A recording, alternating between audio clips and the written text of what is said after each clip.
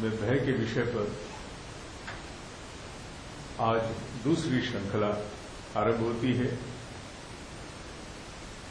आदिगुरु शंकराचार्य जी का निर्वाण षटकम, उसका पाठ हम लोग इस कार्यक्रम के तुरंत बाद आप करेंगे। आइए 3 बार गायत्री महामंत्र, दोनों हाथ गोदी में, बाएं नीचे दाएं ऊपर, कमर सीधी, ध्यान मुद्रा 3 बार ससुर। ओम भूर्भुवः स्वाहा तत्सवितुर्वरेण्यं भर्गो देवस्य धीमहि धियो यो नः प्रचोदयात्। ओम भूर्भुवः स्वाहा तत्सवितुर्वरेण्यं भर्गो देवस्य धीमहि धियो यो नः प्रचोदयात्।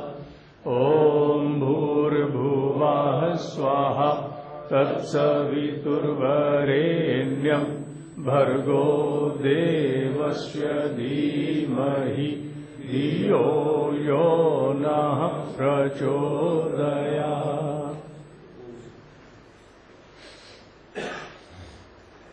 नर पशु से नर की यात्रा के बीच का जो अंतराल है, वो मनुष्य को 4 मुख्य नैसर्गिक प्राकृतिक जिसे कहा जाए प्रभावों के प्रभाव के घेरे में घिरे रहता है।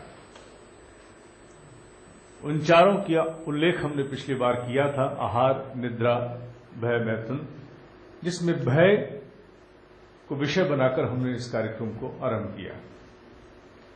जब तक ये यात्रा पूरी नहीं होती, हम सब पर इन 4 का प्रभाव अपनी इच्छा से चलता है।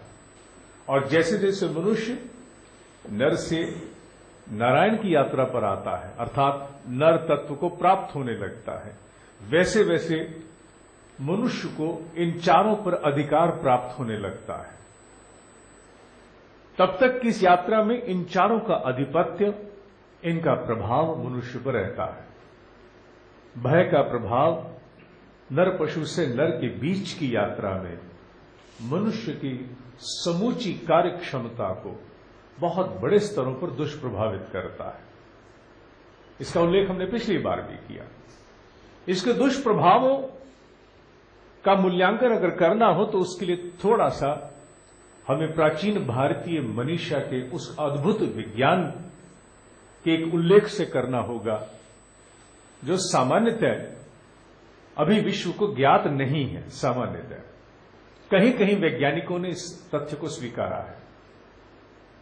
मनुष्य का अस्तित्व दिखने में एक शरीर, जबकि कहा जाता है कि मनुष्य 5 शरीर धारण करता है, जिसे हमारे ऋषियों ने पंचकोशी के नाम से संबोधित किया है। मेरा एक हाड़ मास का शरीर है। इस हाड़ मास के शरीर को चलाने वाली जो ऊर्जा है, उसे प्राणमय शरीर के नाम से संबोधित किया गया। इस ऊर्जा के शरीर को प्रेरित करने के लिए जिस विचार तंत्र की आवश्यकता है, द थॉट प्लेन, उसे मनोमय कोश के नाम से संबोधित किया गया। और उस मनोमय कोश को प्रेरित करने के लिए जहां से पुराने अनुभव, स्मृतियां, संस्कार, उनका उद्गम स्रोत है, उसे विज्ञानमय कोश के शरीर के नाम से संबोधित किया गया। और ये 4 शरीर, जो दिखने वाला हाड़ मास का, इसके पीछे का ऊर्जा तंत्र, उसके पीछे का वैचारिक तंत्र, उसके पीछे का अनुभव तंत्र, इन 4 को अभिप्रेरित करने वाला और इनके पीछे बैठा जो स्रोत है, जो दिव्यता का पुंज है, उसे आनंदमय कोश के नाम से संबोधित किया गया। वस्तुतः ये जितने भी नैसर्गिक प्रभाव हैं, प्राकृतिक प्रभाव हैं, आहार, निद्रा, भय इत्यादि, ये सारे के सारे 4 के 4 का प्रभाव अन्नमय से लेकर विज्ञानमय तक मनुष्य को प्रभावित करता है। आनंदमय के साथ इसका लेना देना कुछ नहीं है। आते कहां से हैं? इनकी जड़ तो विज्ञान में कोश है क्योंकि विज्ञानमय कोश में हमारी प्रोग्रामिंग होती है। कंप्यूटर में भी हम एक बात को जानते हैं कि हम कितनी भी ड्राइव बना लें, C drive, D drive, E drive, जितनी भी ड्राइव बनाए, मुख्यतः सामान्य जो अनुभव देखने में आता है उसके अनुसार सी ड्राइव में हमारे जितने भी ऑपरेटिंग सिस्टम हैं जो हमारे कंप्यूटर को चलाते हैं, चाहे वो लाइनेक्स हो, चाहे वो विंडो बेस का हो या कोई अन्य हो जिसका मुझे बोध नहीं, वो सारे के सारे सी ड्राइव में रखे जाते हैं। और सामान्यतः हम उन ऑपरेटिंग सिस्टम के साथ हस्तक्षेप नहीं कर पाते, बोध भी नहीं होता।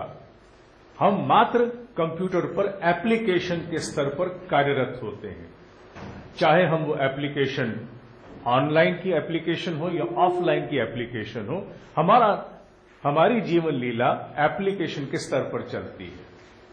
हम पिछले जो ड्राइविंग सिस्टम है, ऑपरेटिंग सिस्टम है, वहां तक हम नहीं जाते। ठीक उसी प्रकार मनुष्य में भी जो उसका सूक्ष्म ऑपरेटिंग सिस्टम है वो उसके विज्ञानमय कोश संस्कारों से आता है, जहां गहरी स्मृतियां हैं बिताए गए अनेकों जन्मों की। स्मृतियां हैं कुछ ऐसी गहरी गंभीर जो इस वर्तमान जीवन से हमें प्राप्त हुई है, क्योंकि वर्तमान जीवन में भी कुछ ऐसी गंभीर परिस्थितियों का मनुष्य को सामना करना पड़ता है जिनकी स्मृति उसके विज्ञान में कोश में सीधी जाकर के संरक्षित हो जाती है, जो वहां अंकित हो जाती है। तो मनुष्य को जब विज्ञान में कोश से उठ करके भय प्रभावित करता है तो सबसे पहले उसका मनोमय कोश अर्थात मानस मंडल दुष्प्रभावित होता है।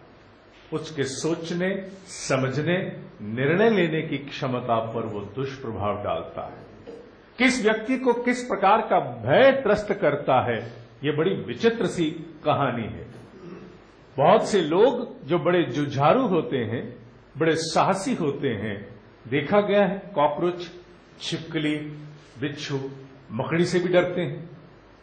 आवश्यक नहीं है कोई एक व्यक्ति जिसे एक अवस्था का भय न हो उसे दूसरे का भी भय नहीं होगा। अनेकों लोगों को अपने अपने प्रकार के स्मृतियों के अनुरूप उनके अपने अपने विशेष प्रकार के भय होते हैं, और ऐसा विचित्र अनुभव अनेकों प्रकार के शोध के उपरांत अब सामने आना आरंभ हुआ है।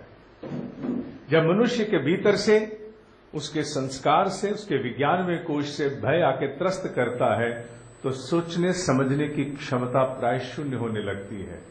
ठीक से मनुष्य एकाग्र नहीं हो पाता, ठीक से अपनी पिछली स्मृतियों को अपने सामने ला नहीं पाता मानस पटल पर, और ठीक से ना ही वो निर्णय ले पाता है।